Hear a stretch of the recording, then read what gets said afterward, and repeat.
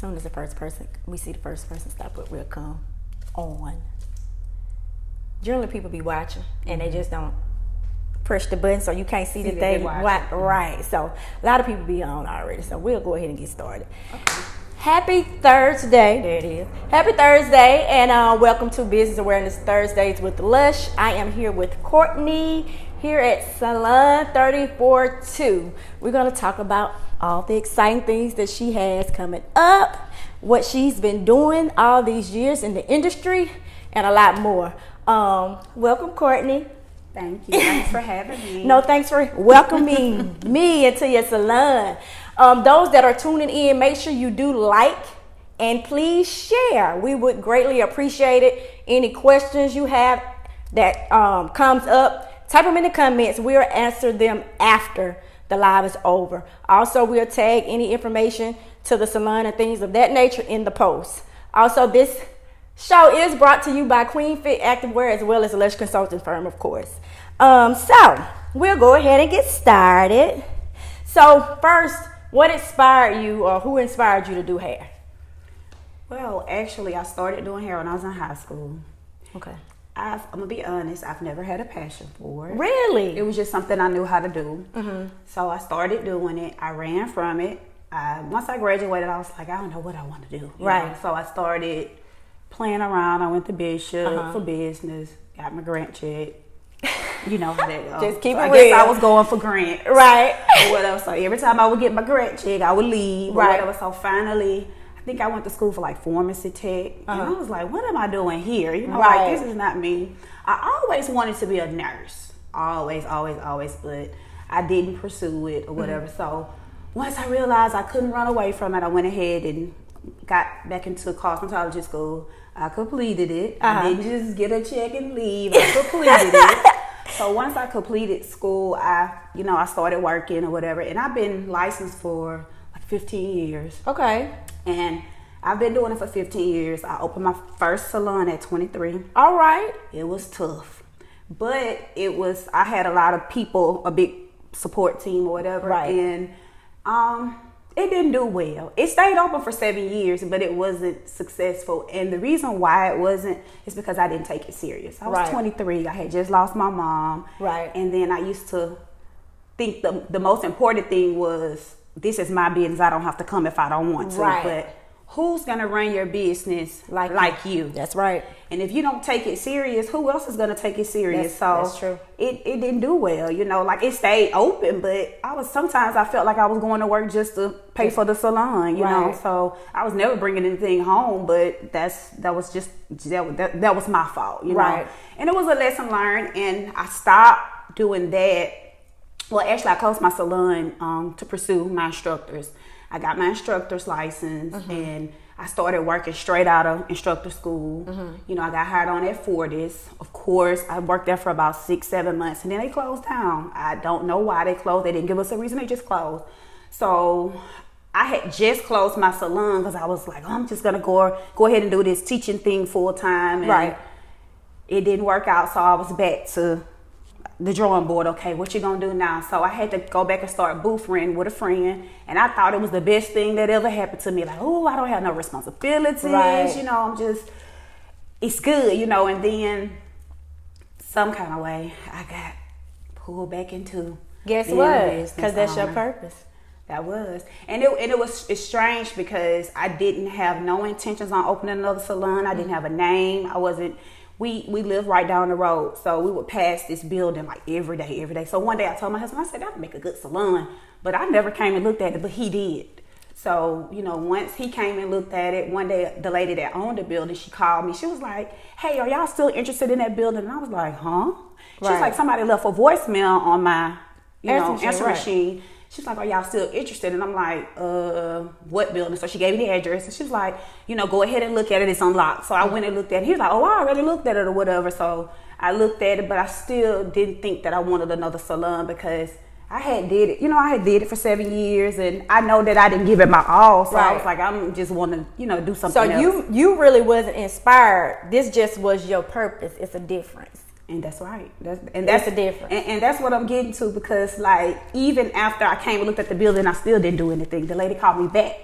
she said, and I was working at Virginia College at the time. I was at Virginia College one day and teaching, doing my instructor job. And she called me and she said, hey, we were trying to see if you're still interested in the building. We want to tell y'all that we want to get rid of it. Just give us a what you call it? Deposit. No. Not an estimate. What is it? Contract. Girl, what? my mind. But anyway, she called me. Yeah, she called me and was like, "Just make us an offer." Make us an offer. She said, "Make us an offer," and I was like, okay. So when they told us how much they were trying to sell the building for, we wasn't interested or whatever because we was like, "That's there's just too much. It's too much work." We had been in here. We was like, "Nah." But then she was like, "Don't worry about the asking price. Just make us an offer." So we made the offer, and I just threw a number out there. I called my husband first. I said, "Hey, you want to make an offer on that building?" He was like, "It's up to you." Right. So I was like, "Okay, this is what we gonna say." And we told the offer that we gave them was 2 times under the amount. It was 2 times less than the amount that they were asking for. Right. So about 2 weeks later, she called back and she said, "We're gonna take y'all offer." So I just was like, "Okay, this has to be for me." Exactly. But I'm gonna take you back. When we first came in and looked at it together, I told him, I said, "This will make a good school." I had already told him it would make a good salon. But I was like, "This will make a good school." So because I started passing through the building, I said, "We got rooms, we got all this different stuff." So I was like, "Yeah, this will make a good school." Okay, don't get into that yet, the school part yet. Okay. So I started the salon part of it because I felt like it was easier. I had done it before. It was, it was good. You knew. I knew how to do that. Right. I didn't even bother looking into the school side of it. I just was like, I'm just gonna, rent out. I got 2,300 square feet. I'm gonna rent out every square feet of the building. You know what I'm saying? So, and that's what I thought I was gonna do. And then it worked out. I've had some good ladies come through here, some very talented young ladies. But people left for personal reasons and things like that or whatever. And then at one time, I found myself here almost by myself. And I was just thinking, okay, I got this big building. I need every square foot of it to be making some money. And it's not, you know what I'm saying? So what else can I do? And I thought about it. And one day I was just sitting at home when I should have been here, running my salon. I was like, the school, you need to open a school. I Googled it. It was 10 things, a list of 10 things to do. 10 things. And I was thinking to myself, I could have been done that. Exactly. Let me get to this, and then we're gonna get into the school. Yeah. Because I'm glad you did that, because a lot of stylists, beauticians, they stop at just having their own salon. They don't go further, which that is genius in what you're doing. So the name Salon 34-2. I see you added the 2 to the end. So what was the name of your first salon first? The first salon that I had when I first started out was Genesis, and my mom named that. She was she was a very spiritual lady, so she felt like it was the beginning for me. Right. Genesis is the first book of the Bible. Right, so that's why we called it Genesis Hair Studio. I thought I wanted that name again, but then I also said, okay, I'm 34 years old. I'm opening this new salon. It's time for me to reinvent myself at 34. So I said Salon 34. And that's how I came up with Salon 34. Gotcha. As far as the 2, when I was doing the salon side of it, I came up with this idea to bring in students, like fresh out of school, or ladies that don't really have a clientele, that's trying to build up a clientele. So I was gonna, I started advertising with the Salon 34-2 part of it. I was like, okay, this is what we're gonna do. I'm gonna bring these girls in. Salon 34 would be up front, and Salon 34-2 would be in the back. Okay. And so that's how I came up with the name. So once that didn't quite work out like I wanted it to work out, I just was like, I'm gonna keep that name. I already got a logo, and then I'm still a salon owner, so it's still Salon 34, but the school is Salon 34-2. That's my 2. And then 2, you can use that in so many ways. I'll do this too, this, and that too at the same time. So that's my 2. It makes sense. So I would have never thought you wasn't inspired to do hair, but like I say, a lot of times it's not that. You have a purpose, and your purpose found you. You didn't want to look for it. You know how sometimes you pray and you think this is a sign from God, but sometimes it's not necessarily a sign. Like you're being disobedient. You want that to be a sign, but that ain't no sign from God. And it was, and along my journey, I have had a lot of times where I thought that this was a sign from God, but it wasn't. It was like, this is not what I'm supposed to be doing. Right. Because one thing about me, I will sell, I will do anything, but I never stay consistent with it. Like I've sold sunglasses, I've sold t-shirts, I've done this, I've done that, but I never stay consistent. And guess where you come back to? Yes. Exactly. And that's why I want to tell people in the cosmetology industry, just the beauty industry period, it's endless possibilities. You can, you too can do this. Like it's not easy, but it's not. But nothing worth having is easy. That's right. Nothing worth having is easy. If it's easy, you might want to go back and be like, this too easy. Right. So as far as the school, okay, what will you be offering? Like what services, what basic technicians, or what everything that goes with it? Okay, so right now we're gonna first, my anticipated opening month is May. Okay. And in May, we'll offer a cosmetology, the instructor training, aesthetics, that's like the lashes, the skincare, the makeup side of it, so you can get licensed. We'll have the natural hairstyling license. It's kind of new. A lot of people are not familiar with it, but you can get it in like 6 weeks. It's like 210 hours. It's like no chemicals. It's just like you do sew-ins, wigs, braiding, like the smoothing transformation systems. We offer that. A lot of my stylist friends offer it as well. But that's one of the things that you can do with the natural hairstyler license, and you can get it in 6 weeks.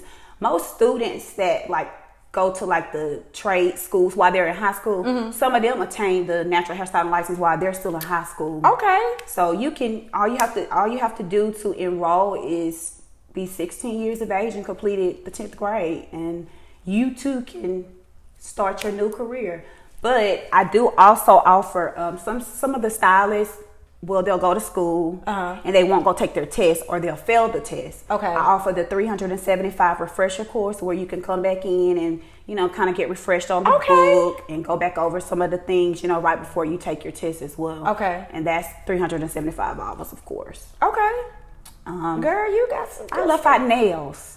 Oh, yeah. We have nails as well. So, and I have quite a few students that's registered for my nail program. It's 6 months. It's straight nails. You don't have to learn cosmetology, because with cosmetology, you're covered to do aesthetics, nails, everything. But some people don't want to be a cosmetologist; they just want to do nails. Right. So I do offer the nail course, and it's like a 6 month course. Well, that's good, because there is not a lot of women, our culture, that do nails. We always end up at an Asian salon, no shade, no pun intended, but just saying, like, it's enough for us to go to those salons. We should learn and pick up that craft ourselves. There's a lot of money in it, because the nail shops are always packed. I don't care where you go. Right. So it sounds like you're pretty confident in the new, like with the new people that's coming in the industry. What advice or what traits, what are the do's and don'ts? What are some, maybe 2 do's and don'ts when you come into this industry to try to avoid, and then some that you should take on? Do get licensed. Okay. I think it's so important to have the book. This Mobile has so many talented young ladies, but I just think it's so important. And I'm not just saying this because I'm opening a school. I'm saying this because, to me, it is so important to have your credentials. Like, it's nothing like it, you know. And I'm not knocking anybody that don't, but I just think that you should do. You should get the book, especially if you're gonna put so much time into it. Right, you should know, the ins and outs and the proper sanitation and things of that nature. And I just think that's one of the main things is do get licensed. Okay. Don't get in a salon and do like we did back in the days. We get in the salon, we forget all the stuff we learned in school. We put the comb down, we drop the comb on the floor, pick it up, put it back in the customer's head. Things like that. And, now I see, like, for example, I went to this young lady this morning. She's 20 years old, and I got my brows filled in. This young lady is Brittany. Shout out to Brittany. She make you pay a deposit. Yeah. She make you pay a deposit, and you can't get an appointment without a deposit. My lash check that comes in and do lashes every 2 weeks, Supreme Lashes, she do the same thing. You cannot get, and I think that is so professional, and I think that's one of the do's is to stay professional. Right. in my school, once we're open, that's one of the things you will be graded on. Professionalism. Good. Your appearance. Good. That's just one of the things that's important. Right. You know. Right. And I just think that a lot of it comes from business 101 in school, salon 101. Knowing, you know, if you, because I'm not gonna lie. When I was in school, I didn't pay attention to Salon 101. I'm like, I know how to run a salon. You just get people to come in, they booth rent, and they give you money. And I thought that was all to it, but it's not. You gotta know. You gotta retain. You gotta keep them there. You gotta know. You gotta know that. You gotta know the important and the business side of it, like just as well as the practical side of it. You gotta know the business side of it. And I didn't pay attention to that. I was always the type of person that did just enough to get by. Oh, well, you learned. I've learned. You've learned. So I know you spoke on deposits. So with that being said, how do you feel like the technology has helped the industry? I think it's the best thing that has ever happened to the industry. Because back in the day when we were writing those appointments down in the book, you know, if they ain't come, we all like, you know, we look at, you know, so. But now I don't require deposit myself as a hairstylist, but I pretty much know who's not going to come. What I do is, like, if I get a new client that I'm not used to, I'll confirm with them, you know, like the night before or the day before, just to kind of see if they come. But if they don't show up, they don't get another appointment, and that's just that. I mean, that's understandable. But I do think that the technology has really helped the industry a lot. Okay. Another thing, men, with the dyes they get now, the weaves they get now. Oh, yeah. How you feel about that? Honestly, some of them need it. I'm just gonna be honest. Some do need it. I agree. But you know, I'm not gonna knock them. I mean, because it's another service added to what we do. Exactly. Like, I'm not gonna knock them. Do it. Spray them up, man, weave them up, whatever you gotta do. I feel like do it. You know, I don't got nothing to say. Because, like I said, a lot of them need it. Because sometimes I don't understand why those men save this. Hold on to it when they just need to take it all out. Why are you saving it? Like, just. Why? I call it a deacon fry. That's exactly what it is. Yeah. He was the only one can do it, though. Everybody with a deacon fry need a man weave. Right. I really wish some of our barbers here in Mobile would go ahead and start doing the man weave. Do you know of it? I don't know of anybody that does. I know someone who's taking a class now. I actually interviewed him maybe 4 shows ago. Ferguson's Joe. Okay, Joe. Okay. Yeah, so he's taking classes for it. So I think that's big. We need it. Right. We need it. I saw somebody that needed it last night. No names, but shave it or get a weave, brother, whoever you are.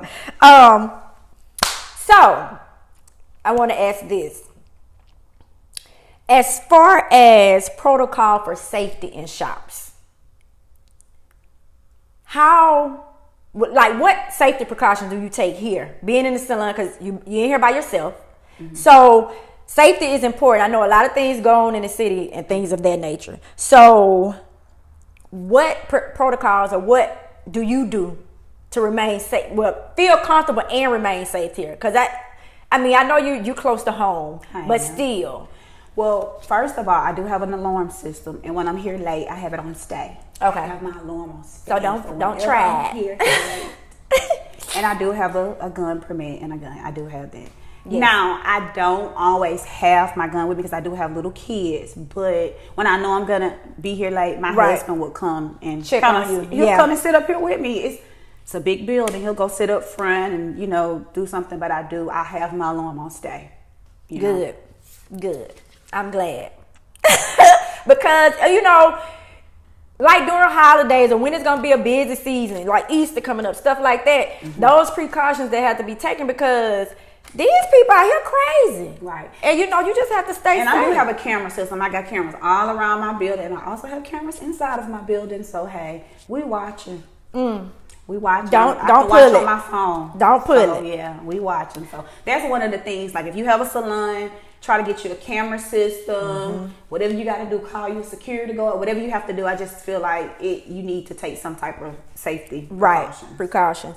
Okay, so what are some of the key things you would say throughout the course of everything that has kept you, even when you were pulled away, and then you're back in it now, as far as now with the school and everything, what is it that's keeping you motivated? What are some key things? First of all, I'm not a quitter. Okay, then. That's the first thing. And secondly, like I have, like, my husband, he is like my backbone. Like he's gonna push me. He gonna stay behind me. Like whatever I do, like even when I throw something stupid out there, like something that could possibly like take us to bankrupts, take us through bankruptcy, he'll still back me. Like that's all that matters. And he really stays on me. I think sometimes I say you so negative and you fuss and you this, but he really pushes me. And then like my mom, she worked all the time, like never was home with us. And I just know that I gotta build an empire for my kids. I gotta have something to give them, something to leave them. I don't want to work for anybody. I don't think I'm the type of person that could do a 9 to 5. Right. But so that's why I try to stay in this profession, in this industry, so I can kind of go and come as I please. I can always be available. Like if my kids need me or they want me to come eat lunch with them, I'm available. Right. And I can move my clients around and do things like that. So that's one of the things that keep me or whatever. But I just pray and just, what I'm supposed to be doing. And I've been praying that prayer for a long time. And now I'm here. This is what I'm supposed to be doing. That's right. You got to stay in this industry. That's what I'm being told. Yeah, right. You got to stay in this industry. Right. This is what you're supposed to be doing. I just feel like you wasn't pulled and tugged back in it for no reason, and you kept running. I kept running. I ran straight out of high school. I was like, I don't want to do no hair. And I used to make some good money in high school. I used to do all kinds of little bulbs. They had like the little weave with the braid. Like I did all kinds of ugly stuff. But it was in then, all the ponytails, and I ran from it, and I've never had a passion for hair. Like some people they may send me a video like, look at this new thing coming out. You're like, girl, I'm at home in my bed. I ain't studying that new video. My passion is to hustle, like to be a business owner, to have my own, not to actually do work. Right. I got it. I got exactly what you're saying. Well, congratulations on everything. Keep us posted on the lunch date, because I may come and do like live. Yeah, that would be like great. That would be great. Also, you might want to be a vendor at the women's conference too. That's coming up in May. Oh, I forgot. It's in May? Yeah. Okay. Yeah, May. It's in May. We'll talk. Yeah, we got. We'll talk. Also, keep doing what you're doing. You actually will be impacting the community, because you're going to be bringing in younger girls who don't have to be out there not doing nothing, that can be learning something that can impact them and others too, just as well as what you're doing. So keep up the great work. That's all we actually have. It wasn't that bad, was it? No. I want to say this. I do want to say, as far as with the beauty academy, it's not going to be your average academy. When I was in school, we just did, we cut a mannequin's hair, it was just like based on one thing, and it was just they just taught us what we needed to pass the board. In my academy, what I plan on doing, I plan on having like all my hair friends, all right, you know who you are, to come in and do demos. I want to have at least 2 demos a month. Okay. And I've already talked to half of them. They already know, hey, you got to do this. You got something to do. I plan on having like a lash academy take place during school. Just different things. Like, it's not just going to be your average. Like, you're going to learn what's going on in the world. If they doing wigs, you're going to do wigs. If they doing man weaves, you're going to do man weaves. Keeping up with the trends. Whatever is going on in the world, in the industry, that's what we're going to be doing in the beauty academy. Like, you're going to know, it's going to be fun. You're going to be able to tell your friends, hey, you want to register? Yeah, because she is a lot of fun, y'all. Yeah, a whole lot of fun. And I want to keep the students coming. Right. I want them to want to come to school. I want them to be excited about their new career. Keep up the morale. And just, I plan on them having like, hey, this is going to be, you got to tell me, but when you come here, you're going to have a long-term goal and you're going to have a short-term goal. That's right. So before you leave here, you should be able to complete that short-term goal. You know what I'm saying? So I just want them to be able to just enjoy coming to school, keep up with what's going on, teach me some stuff, because remember, I don't have a passion for hair, but I want y'all to, and just because you don't have a passion for hair doesn't mean I don't have a passion for this. Right. You still have a passion for the industry, just not doing the hair. And that's the thing though. I'm just gonna go out from the other end of sports for instance. That's just like, of course, everybody that play football, where they want to end up? In the NFL. The NFL. You may love the sport to death and don't end up there, but guess what? You can do something around the sport. Always. Photography, they get paid so much money, especially for the NFL if you shoot. Just journalists, just anything. So think about the industry more than you think about the actual task. Right. So that's a lesson from this show today, apparently. So right now, I'm taking registration, pre-registration. It's a $50 deposit, and then you won't have to pay any big money until enrollment. I do have affordable rates, and I am willing to work with you on your payments. So if you're interested in cosmetology, aesthetics, nails, instructor training, or the natural hairstyling, or even getting your refresher hours, contact me. You can inbox me, DM me. My salon number is 251-266-9182. Contact me. Give me your social media handles. Okay, yeah. So my Instagram, my personal Instagram is pretty black underscore hair. And then my Instagram business page is Salon 342. My Facebook is Courtney Clemons Ross or Salon 342. Just contact me if you have any questions or any other questions that you may not I didn't cover. Just contact me. There it is. I'll tag her. Her salon is actually tagged in this in the caption of this video, so you can go there, like her page. If you're feeling friendly, share it too. We don't mind. Make sure you actually share this video as well. Keep the information going. Any questions, post them here. She can comment or just shoot her a direct message. March 30th, next Saturday, is the Spring Spritzer Networking event presented by Lush Consulting Firm and Gemini Studios. That is next Saturday from 12 to 3. Bottomless and Grills. We'll have a DJ Q. He's an Avenger DJ. We'll have Henri take pics in the house, taking memorable moments while we're there. It's going to be a great time. We'll give some marketing strategy tips, some to-dos, some to-don'ts. You name it. It's a laid-back event, and the last event was great. It was a lot of things transpired as far as with connections and things of that nature. So if you're available March 30th, even if you want to just come shop local, feel free to. It's only a $5 admission, and you can, drink all the sangrias you can drink.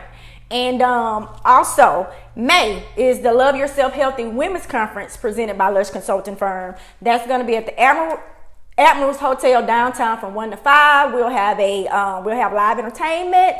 We'll have a DJ Loop. We'll also have a panel discussion. Got a group of lovely young ladies who's going to be on the panel. Keynote speaker. You name it, it's going to take place there, because this time and age, there's a lot of things going on with females that we don't talk about. People deal with depression, mental health issues. I mean, it's just a lot going on, and I think we need to love on each other, because that's what's not happening. So that's a whole nother story. That's all I have. Like Lush Consulting Firm page, like Salon 342. If you got the iHeart app, download Business Awareness Thursday with Lush. You can catch all the interviews that has been on there, as well as on iTunes. And I'm also on YouTube. But that's all we have for today. Thank you. You're welcome. See y'all next Thursday.